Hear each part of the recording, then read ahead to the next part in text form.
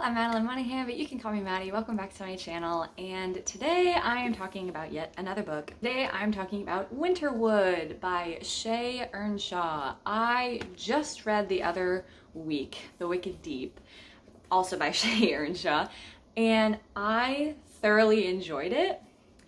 And I found myself comparing Winterwood a lot to The Wicked Deep. I am gonna try and keep them separate because they are two separate standalones. They don't coincide with each other at all.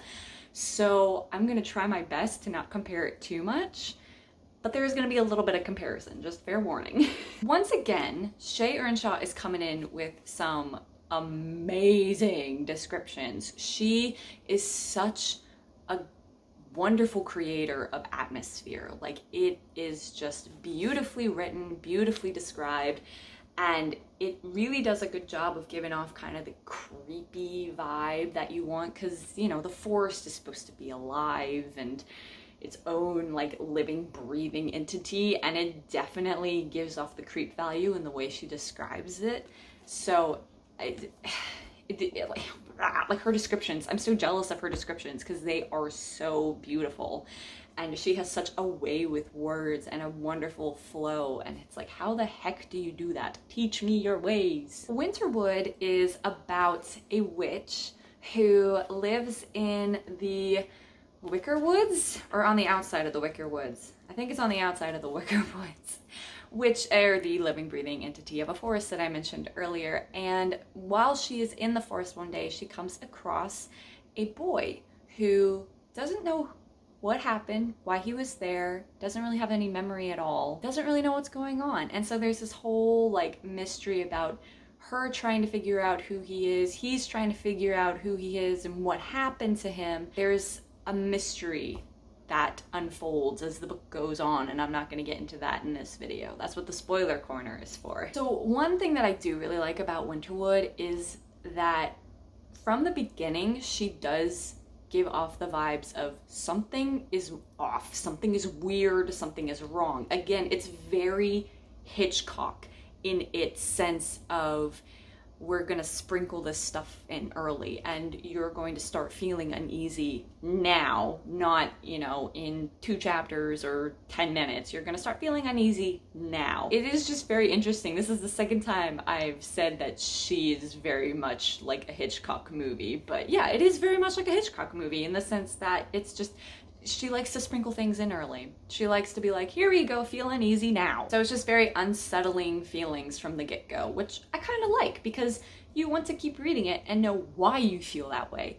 So she does a really good job of reeling you in and keeping you there. There's no catch and release with her books. It is catch and you are now dinner. I loved her descriptions of the forest and how it is alive, and that's not a spoiler. She very clearly says that from the beginning, that the forest is alive and breathing and it can think on its own, and the trees talk to each other. Kind of think like the Ents from Lord of the Rings, but they don't actually like get up and walk, but they're in control of their forest basically. And also the thing I like about the forest in this is that if you hit it, it'll hit you right back. It does not take any of your BS. I did enjoy the characters in this. I did like the main character, Nora, and Oliver, I thought, who was the main boy, I thought that he was interesting too. And the thing that I thought was interesting about this book, it was that it is told mostly from Nora's perspective, but every once in a while you get a short Oliver chapter, and it's Oliver trying to figure out what happened to him because he can't remember anything. And so while a majority of it is from Nora's perspective and she's the one who's doing all the sleuthing, you still get pieces of Oliver. I think that that is a lot of fun. Kind of going off of that though, going into some of the issues I had with this book, which is a little bit more than I was expecting, especially since I enjoyed The Wicked Deep so much. I didn't really feel the romance in this book. I didn't really feel like Oliver and Nora were really like a thing. Like, I don't know, like I knew that they were like gonna get together. I mean, obviously it's a YA book, of course they're gonna get together, but I didn't really feel it the way that I did with The Wicked Deep. Almost like it came on too suddenly. like a Disney princess movie, you know, where they're always like falling in love within like a span of a few days. And that's kind of how I felt about this. Was that the romance sort of came out of nowhere, because there's so much back and forth in the beginning that it's like, how do you have the time to have these feelings for each other? You know, it was just felt a little bit out of nowhere. I understand that, you know, the whole thing with like Nora's family, you know, is that the women of her family are supposed to be like susceptible to falling in love really quickly and really hard, but it still is like, it's very Disney princessy. So I was just kind of like, this is weird. Like, you all have had like 3 conversations with each other. It didn't feel gradual the way it did in The Wicked Deep. I said I wasn't gonna compare it to The Wicked Deep, but we're gonna compare it to The Wicked Deep because that is a great book. One of the other things too is that I sort of saw the twist coming pretty early on. And again, like I said earlier, she does that Hitchcock thing where she sort of sprinkles things throughout the beginning to sort of alert you to the fact that this is something that could happen. I have seen a lot of movies where that is the twist. And so it's like, you know, it was a little bit like the punch wasn't there for a lot of it. It was just kind of felt like, oh, okay, well, okay. I mean, half of the twist was like, oh, that's interesting. And the other half, I was like, okay, well, I kind of saw that coming. Yeah, that kind of makes sense. And I'll talk about this more in the spoiler corner, but it does have a happy ending, but not the happy ending that I wanted or expected.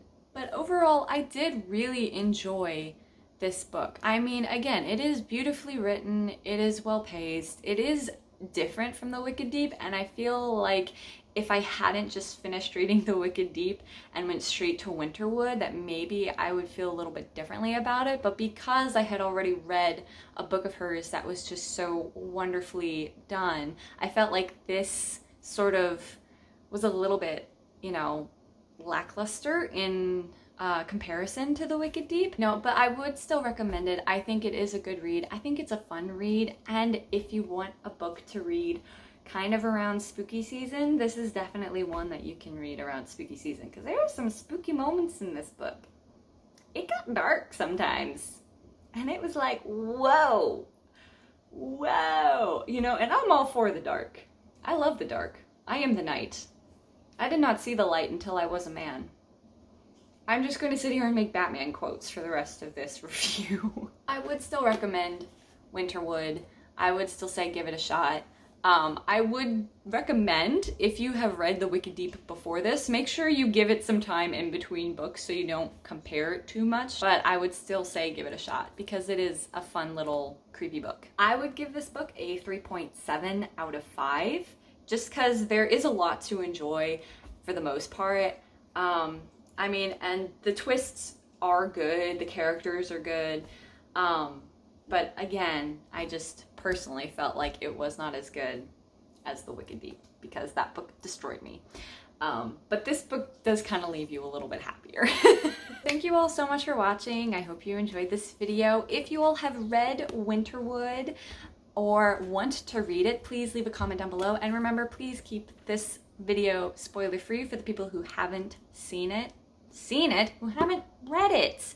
This isn't a movie. And for those of you who want the spoilers, go ahead and hop over to my spoiler corner video. I will leave the link for that down in the description below. I'll see you guys over there for those of you who want to know, and for those of you who don't, go ahead and hit that subscribe button, click that like button, and ring that bell, and I will see y'all in my next video. Bye!